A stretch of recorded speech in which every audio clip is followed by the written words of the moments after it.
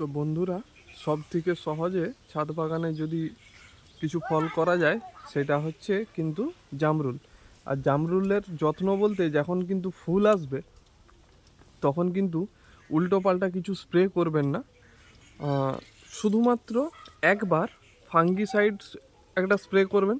সেটা স্যাপ হতে পারে বা স্প্রিন্ট হতে পারে বা হচ্ছে আপনার অ্যান্ট্রাকল হতে পারে। ওগুলো কিন্তু অ্যান্ট্রাকলটা দিলে একটা সুবিধা আছে, ওর মধ্যে কিন্তু জিঙ্ক থাকে।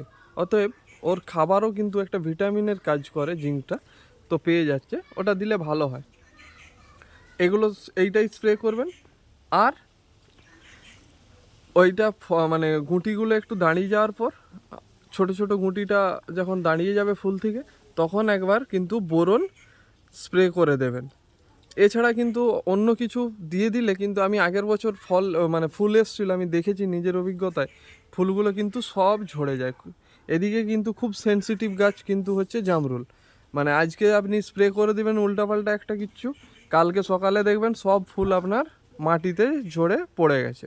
তাই জন্য ফুল এলে স্প্রেটা কিন্তু খুব সাবধানে করবেন এবং পরিমাণে কখনোই বেশি দেবেন না, খুব হালকা পরিমাণে দেবেন। আর এ কিন্তু জল খুব পছন্দ করে, মানে একটু স্যাঁতস্যাঁতে আবহাওয়া পছন্দ করে। তাই জন্য ফুল এলে বা অন্যান্য টাইমেও জল যেমন না কম হয় সেটা কিন্তু লক্ষ্য রাখবেন। এ কিন্তু একটু জলের চাহিদা বেশি, তাই জল কিন্তু গোড়াতে সবসময় মানে যাতে ভেজা থাকে সেইটা কিন্তু একটু লক্ষ্য রাখবেন। নইলেও কিন্তু ফুল বা ফল কিন্তু ঝরিয়ে দেবে। এই দেখুন, তাতেও আমার অনেক ঝরিয়ে দিয়েছে। এই যে তলাতে কত, গাছের তলাতে কত পড়ে রয়েছে দেখুন ফল।